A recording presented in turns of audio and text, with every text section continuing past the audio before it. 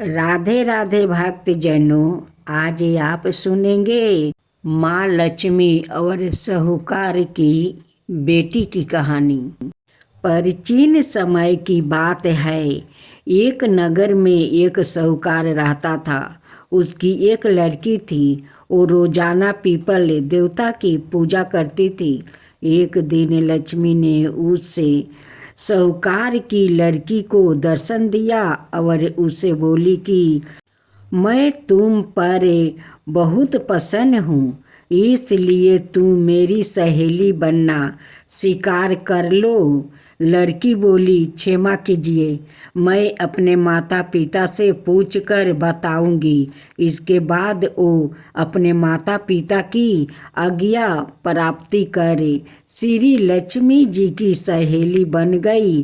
श्री महालक्ष्मी उसे बड़ा प्रेम करती थी। एक दिन महालक्ष्मी जी ने उस लड़की को भोजन कराने के लिए निमंत्रित दिया।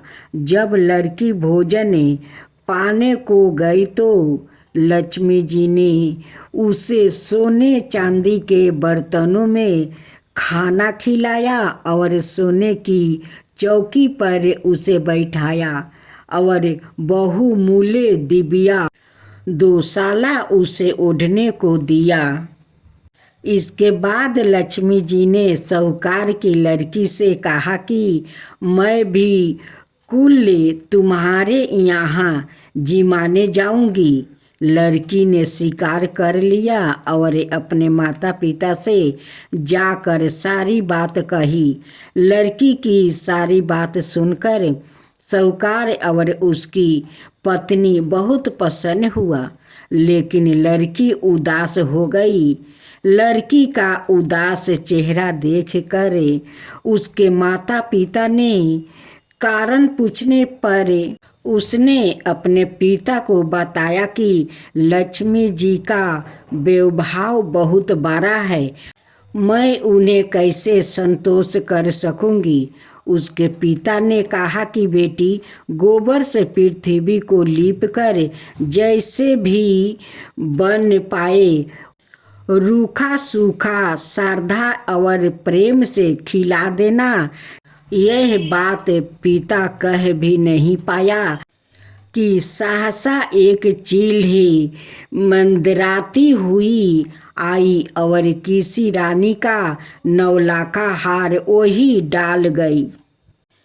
यह देख कर साहूकार की लड़की बहुत प्रसन्न हो गई। उसने उस हार को थाल में रख कर बहुत बढ़िया दुशाले से ढक कर रख। तब तक श्री गणेश और महालक्ष्मी जी भी वहां आ गई। लड़की ने उन्हें सोने की चौकी पर बैठने को कहा। इस पर श्री महालक्ष्मी जी ने कहा कि इस पर तो राजा रानी बैठते हैं, हम कैसे बैठे। बहुत आग्रह करने पर महालक्ष्मी जी और गणेश जी ने बड़े प्रेम से भोजन किया। लक्ष्मी जी ने और गणेश जी ने पदार्पण करते ही साहूकार का घर सुख संपत्ति से भर गया। हे महालक्ष्मी जी, जिस प्रकार अपने साहूकार का घर धन संपत्ति से भर दिया था, उसी प्रकार सभी के घरों में धन संपत्ति से भर कर सभी को संतुष्ट रखना। अब आप सुने भीष्म पितामह की कहानी। यह गाथा भीष्म पितामह ने युधिष्ठिर को सुनाई थी। असल में भीष्म पितामह का कहना था कि गाय का मूत्र और गोबर इतना गुणवान है कि इससे हर रोग का निवारण हो सकता है। इतना ही नहीं, इसमें माँ लक्ष्मी का भी वास होता है, इसलिए इसे बहुत शुभ माना जाता है। गाय की पवित्रता भी दर्श रहे है। हमारे हिंदू धर्म में गाय को माँ का दर्जा दिया जाता है। कुछ लोग इसे गाय का और कुछ गाय माता कहते हैं। यहाँ तक कि अगर हम शास्त्रों का इतिहास देखें तो गाय भगवान कृष्णा को बहुत प्रिय लगती थी, इसलिए तो वो ज़्यादातर समय अपनी गायों के साथ व्यतीत करते थे। यह अलग बात है कि आजकल गाय को खाने की वस्तु के रूप में भी प्रयोग किया जाने लगा है, जिसके लिए बहुत खेद है। हम जानते हैं कि केवल हमारे खेद करने से यह पाप रुकने वाला नहीं है, इसलिए समझने से कोई फायदा नहीं है। बस उम्मीद कर सकते हैं जो लोग गाय का एक वस्तु समझकर उसका सेवन करते हैं वो भी जल्द ही यह सब बंद कर दे। भीष्म पितामह ने सुनाई युधिष्ठिर को यह कथा। एक बार लक्ष्मी जी ने मनोहर रूप यानी बहुत ही अद्भुत रूप धारण करके गायों को एक झुंड में प्रवेश कर लिया और उनके इस सुंदर रूप को देखकर गायों ने पूछा कि देवी आप कौन है और कहाँ से आई है। गाय ने यह भी कहा कि आप पृथ्वी की अनुपम सुंदरी लग रही हो। तब गाय ने एकदम से कहा कि सच सच बताओ, आखिर तुम कौन हो और तुम्हें कहाँ जाना है। तब लक्ष्मी जी ने निर्ममता से गायों से कहा कि तुम्हारा कल्याण हो। असल में मैं इस जगत के अर्थात संसार में लक्ष्मी के नाम से प्रसिद्ध हूँ और सारा जगत मेरी कामना करता है, मुझे ही पाना चाहता है। मैंने दैत्यों को छोड़ दिया था और इसलिए वो सदा के लिए नष्ट हो गया।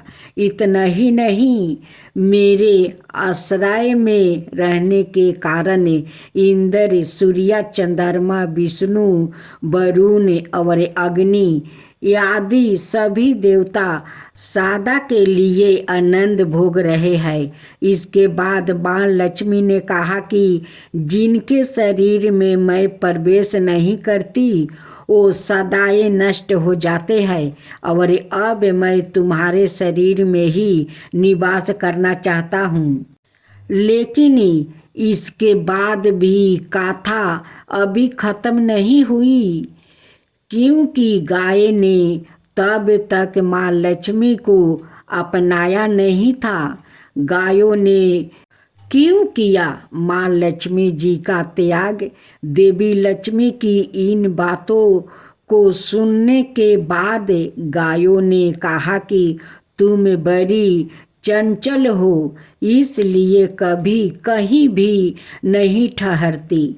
इसके अलावा तुम्हारा बहुतों के साथ भी एक शाही संबंध है, इसलिए हमें तुम्हारी इच्छा नहीं है।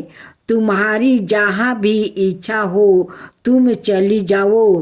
तुमने हमसे बात की, इतने में ही हम अपने आप को तुम्हारी कृतार्थ यानी तुम्हारी आभारी मानती हूँ।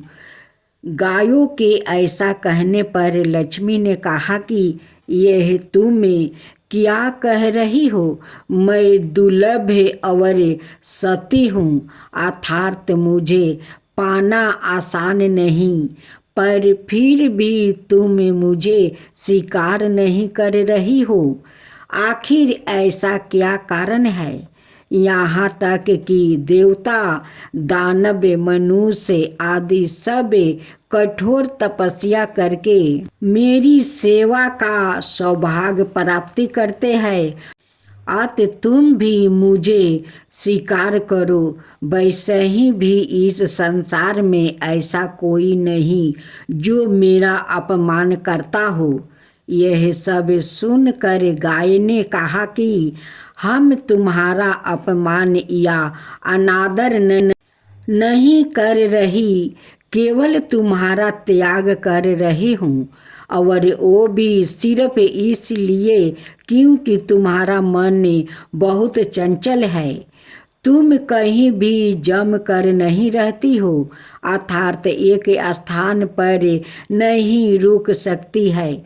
इसलिए अब बातचीत करने से कोई लाभ नहीं है। तो तुम जहाँ जाना चाहती हो जा सकती हो। इस तरह से गाय ने माँ लक्ष्मी का त्याग कर दिया, क्योंकि गाय को मालूम था कि लक्ष्मी कभी किसी एक के पास नहीं रहती, बल्कि पूरे संसार में घूमती है। पर फिर भी माँ लक्ष्मी ने हार नहीं मानती है, और इतना सब होने के बाद भी वार्तालाप जारी रखी। अब आखिर में माँ लक्ष्मी ने कहा, गाय, तुम दूसरे को आदर देने वाली हो, और यदि तुमने ही मुझे त्याग दिया तो सारे जगत में मेरा अनादर होने लगा। इसलिए तुम मुझ पर अपनी कृपा करो। मैं तुमसे केवल सम्मान चाहती हूँ।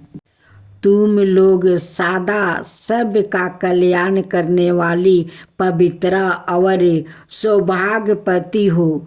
तुम मुझे भी बस ज्ञान दो कि मैं तुम्हारे शरीर के किस भाग में निवास करूं। इसके बाद गाय ने भी अपना मन बदल लिया, और गाय ने कहा, हे यश अश्वानी, हमें तुम्हारा सम्मान अवश्य ही करना चाहिए। इसलिए तुम हमारे गोबर और मूत्र में निवास करो, क्योंकि हमारी यह दोनों वस्तु ही परम पवित्र है। तब माँ लक्ष्मी ने कहा, धन्यवाद मेरे, जो तुम लोग ने मुझ पर आग्रह किया, यानी मेरे प्रति इतनी कृपा दिखाई। मैं अवश्य ऐसा ही करूँगी। मैं सदाए तुम्हारे गोबर और मूत्र में ही निवास करूँगी। खुद दायनी गायों अर्थात सुख देने वाली गाय, तुमने मेरा मन राख लिया, अत तुम्हारा भी कल्याण हो। बस यही वजह है कि गाय की इन दो वस्तुओं को लक्ष्मी का ही रूप समझा जाता है। इस कथा को पढ़ने के बाद यह तो समझ आ गया होगा कि गाय का धार्मिक ग्रंथों के अनुसार कितना महत्व है। ओम जय लक्ष्मी माता, मैया जय लक्ष्मी माता, तुमको निस दिन सेवते हरि विष्णु दाता। ओम लक्ष्मी माता, उमा राम ब्रह्मणी, तुम ही हो जग माता। सूर्य चंद्रमान धावते नारद ऋषि गाता। ओम जय लक्ष्मी माता। दुर्गा रूप निरंजनी, सुखी सनपति दाता। जो कोई तुमको धावते, ऋषि रिधि सिद्धि धन पाता। ओम जय लक्ष्मी माता, तुम्हें पाताल निवासिनी, तुम्हें ही सुविदाता। करम प्रभाव प्रकाशनी भाव निधि की ताराता। ओम जय लक्ष्मी माता। जिस घर में तुम रहती सब सद्गुण आता। सब संभव हो जाता मन नहीं घबराता। ओम जय लक्ष्मी माता। तुम बिना ज्ञान ना हो बेबस्तर ना कोई पाता। खाने पाने का भाव सब तुमसे ही आता। ओम जय लक्ष्मी माता। शुभ गुण मंदिर सुंदर सिरोधानी जाता। रतन चतुर्दर्शन तुम बिना कोई नहीं पाता। ओम जय लक्ष्मी माता। श्री लक्ष्मी जी की आरती जो कोई जन गाता। उरे आनंद समाता पाप उतर जाता। ओम जय लक्ष्मी माता। मैया जय लक्ष्मी माता।